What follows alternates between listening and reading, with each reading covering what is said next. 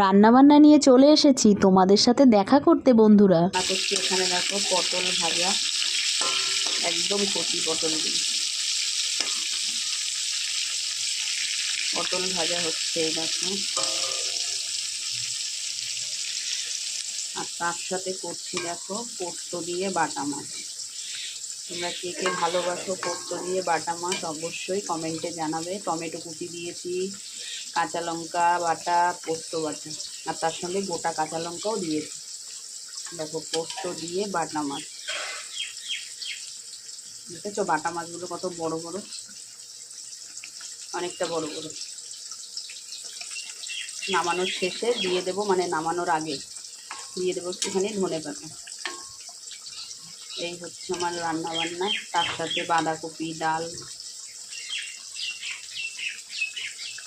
পোস্ত দিয়ে বাটা মাছ, পোস্ত দিয়ে বাটা মাছ।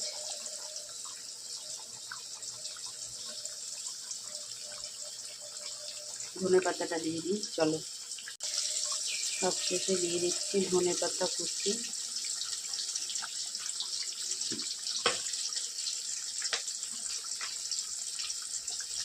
চলো রেডি।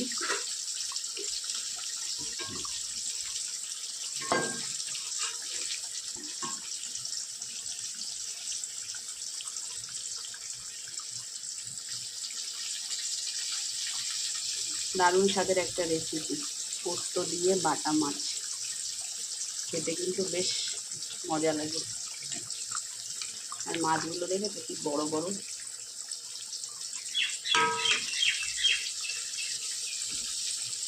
বাটা মাছগুলো বেশ বড় বড়।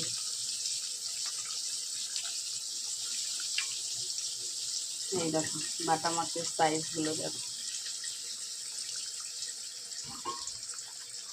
চলো আর কি রান্না করলাম তোমাদের দেখাই।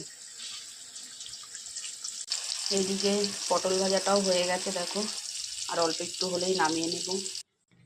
এখানে হয়ে গেছে দেখো মাছের মাথা দিয়ে বাদাম দিয়ে বাঁধাকপি করেছি। কাতলা মাছের মাথা, তার সাথে বাদাম টমেটো সব কিছু দিয়ে বাঁধাকপি। আর এখানে করা হয়েছে টমেটোর ডাল।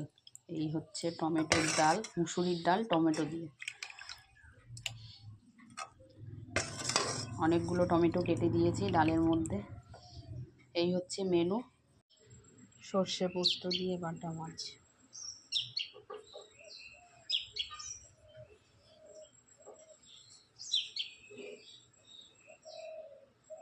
সবাইকে টাটা। ভালো লাগলে লাইক কমেন্ট শেয়ার করো, আর পেজটা ফলো করে দিও সবাই। চলো বন্ধুরা টাটা, সবাই খুব ভালো থেকো।